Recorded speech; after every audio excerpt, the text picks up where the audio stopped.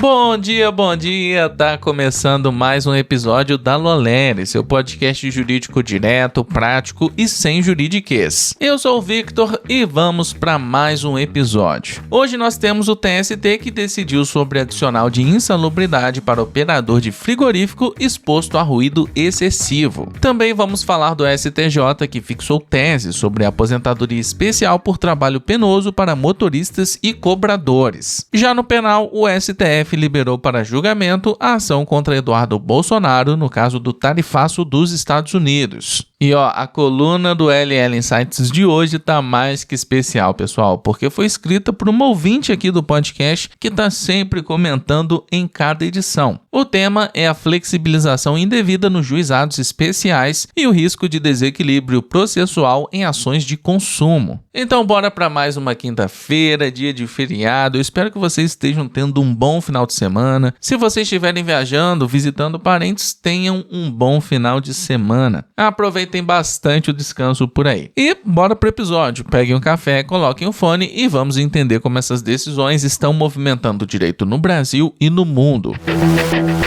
A terceira turma do TST manteve a decisão que determinou o pagamento de adicional de insalubridade a um operador de produção da cooperativa Aurora Alimentos, de Chapecó, em Santa Catarina, por exposição excessiva a ruído. O colegiado aplicou entendimento do STF de que o fornecimento de protetor auricular não afasta automaticamente o direito ao adicional. Na ação trabalhista, o empregado afirmou que atuava no setor de cozidos do frigorífico, exposto a ruído acima do limite legal. Para ele, os equipamentos de proteção individual não eliminavam os riscos à saúde. A cooperativa sustentou que fornecia regularmente protetores auriculares dentro do prazo de validade, mantinha programa de conservação auditiva, realizava inspeções periódicas e seguia orientações técnicas do Ministério do Trabalho. Em primeiro grau, o pedido foi julgado improcedente com base em perícia técnica. O laudo concluiu que os protetores reduziam a exposição ao ruído para níveis abaixo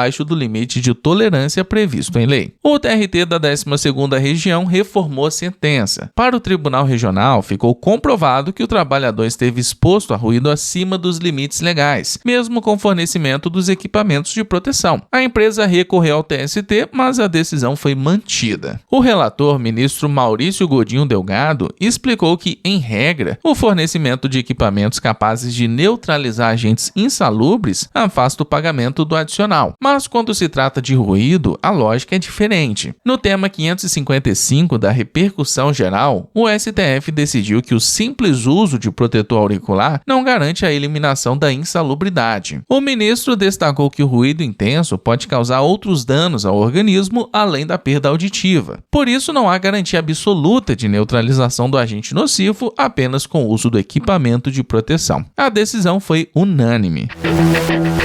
E galera, presta atenção, a Editora Foco está completando 18 anos e quem ganha o presente é você, ouvintes aqui do podcast. Vocês sabem que a Editora Foco é parceira antiga aqui do programa e durante o mês de junho todo o site está com 18% de desconto. Qualquer obra, pessoal, inclusive lançamentos, 18% de desconto. O propósito é entregar para você o que há de mais novo no direito. Excelentes obras para concurseiros e para quem está se preparando para a OAB. Já pensou, galera? É o momento de você encher o seu carrinho com os livros que você queria ler e aproveitar os 18% de desconto. E para te dar um incentivo ainda maior para garantir as suas obras que você já está de olho há muito tempo, vamos sortear para os ouvintes do podcast da Lolere o livro Advocacia Extrajudicial e Desenvolvimento Imobiliário, Teoria, Experiência e Segurança Jurídica, volume 1. E para participar é muito simples, é só você colocar aqui embaixo nos comentários que quer participar e pronto. O sorteio será na próxima sexta-feira, dia 12. Comente todos os dias até lá e aumente suas chances de ganhar. E não esqueça de seguir a Foco no Instagram,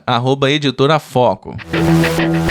E vamos voltar agora com o direito previdenciário. A primeira sessão do STJ, ao julgar o tema repetitivo 1307, fixou tese permitindo o reconhecimento do caráter especial das atividades de motorista e cobrador de ônibus ou motorista de caminhão, exercidas após a Lei 9.032 de 1995, em razão da penosidade. Para isso, é necessária a perícia técnica individualizada que comprove exposição habitual e permanente a condições concretas concretas de desgaste à saúde. No processo, o INSS defendia que depois da Lei 9.032 de 95, não seria mais possível conceder aposentadoria especial a motoristas e cobradores apenas pela profissão exercida. Para a autarquia, a legislação passou a exigir comprovação de exposição a agentes químicos, físicos ou biológicos, sem previsão expressa para atividade penosa. O relator, ministro Gurgel de Faria, entendeu de forma diferente. Para ele, a falta de referência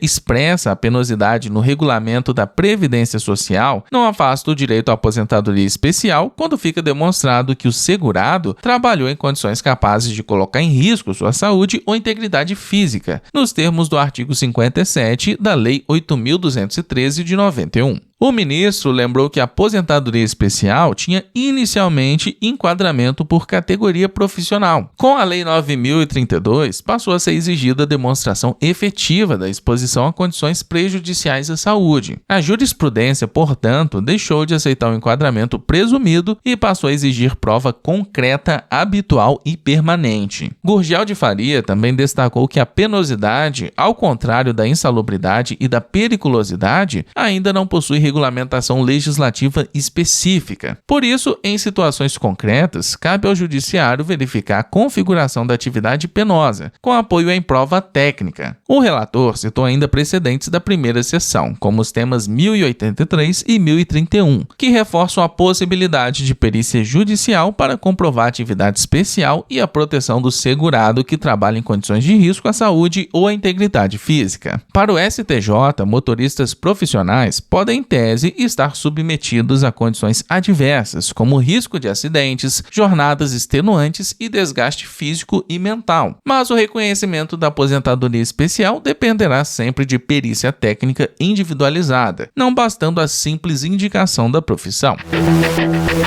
O ministro Alexandre de Moraes do STF liberou para julgamento a ação penal em que o ex-deputado federal Eduardo Bolsonaro é réu pela acusação de promover o tarifaço dos Estados Unidos contra exportações brasileiras. A data da análise ainda não foi definida. O caso será julgado pela primeira turma formada por Moraes, relator do processo, e pelos ministros Flávio Dino, Cristiano Zanin e Carmen Lúcia. A denúncia da Procuradoria-Geral da República foi aceita pelo Supremo em novembro do ano passado. O inquérito apurou a atuação de Eduardo Bolsonaro junto ao governo dos Estados Unidos para promover medidas contra o Brasil, incluindo o tarifaço, a suspensão de vistos de ministros do governo federal e de ministros do STF. Ele responde pelo crime de coação no curso do processo. Desde o ano passado, Eduardo Bolsonaro está nos Estados Unidos e perdeu o mandato de deputado por faltar às sessões da Câmara. Antes de liberar o processo para julgamento, Alexandre de Moraes determinou a notificação do ex-deputado por edital, mas ele não foi encontrado nem indicou advogado particular. Com isso, a defesa passou a ser feita pela Defensoria Pública da União. Nas alegações finais, a DPU pediu anulação do processo e sustentou que Moraes não poderia julgar o caso, por ter sido uma das possíveis vítimas do cancelamento de vistos e das sanções financeiras ligadas à Lei Magnitsky. Para a Defensoria, o julgador seria ao mesmo tempo a principal vítima das condutas analisadas. A PGR,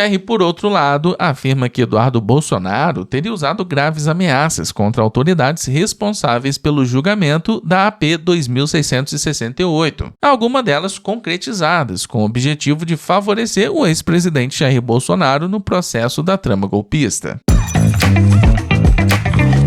Agora sim, vamos para a coluna do LL Insights, o espaço de análises do portal Loléria, e a de hoje é assinada por Lilian Cavalcante, advogada criminalista e especialista em direito penal e criminologia pela PUC-RS e, claro, ouvinte aqui do podcast. O tema é a flexibilização procedimental nos juizados especiais cíveis, especialmente quando empresas comparecem à audiência com vícios de representação e, em vez da revelia imediata, recebem prazo para regularizar documentos. A Lei 9.099 de 95 foi construída sobre celeridade, simplicidade e concentração dos atos processuais. Nos juizados, a presença válida das partes em audiência não é mero detalhe formal. Quando a ré é pessoa jurídica, o artigo 9º, parágrafo 4º, exige que o preposto esteja credenciado e munido de carta de preposição com poderes para transigir. Essa carta comprova que aquela pessoa pode, de fato, representar a empresa empresa e assumir compromissos em audiência. O problema apontado na coluna está na prática de alguns juízos de conceder prazo para regularizar esse vício com base no artigo 76 do CPC, que trata da possibilidade de sanar defeitos de representação. Para a autora, essa transposição para o microsistema dos juizados precisa ser vista com cautela, porque pode esvaziar a lógica própria da Lei 9.099 de 95. A análise também passa pelos enunciados do FONAGE. O enunciado 20 reforça a obrigatoriedade do comparecimento pessoal. O enunciado 78 afirma que a apresentação de resposta não dispensa a presença válida da parte, sob pena de revelia. E o enunciado 42 trata da carta de preposição, prevendo os efeitos da revelia quando não houver regularização adequada e acordo formalizado. O ponto central é que em ações de consumo, essa flexibilização pode aprofundar a desigualdade entre as partes. De um lado está o consumidor, muitas vezes vulnerável material e probatoriamente. Do outro estão fornecedores e grandes empresas com estrutura jurídica suficiente para cumprir exigências processuais básicas antes da audiência. Ao conceder prazo suplementar para a parte ré corrigir falhas que poderiam ter sido evitadas com diligência mínima, o judiciário pode acabar retardando a solução do processo e transferindo ao consumidor o custo da desorganização administrativa do fornecedor. A coluna também destaca o impacto disso na eficiência dos juizados. Se a audiência deveria concentrar os atos e permitir solução rápida, a abertura de prazos genéricos para sanar vícios de representação pode transformar a simplicidade do rito em um caminho mais lento e menos efetivo. A conclusão que a Lilian trouxe é que o juizado especial não deve ser confundido com justiça de menor rigor técnico. A simplicidade do procedimento exige precisão, respeito aos prazos e observância da Lei 9.099 de 95. Em ações de consumo, a flexibilização indevida da revelia pode comprometer a celeridade, aumentar a simetria processual e prejudicar justamente quem o sistema deveria proteger. E o texto da Lilian está bem mais completo lá no nosso portal. Esse daqui é só um breve resumo. Se você ficou interessado, dá um confere depois. E claro, se você é advogado e tem uma leitura própria também sobre o que está acontecendo no direito, envie sua análise ou tese pelo link na descrição e faça parte dos colunistas da LL Insights.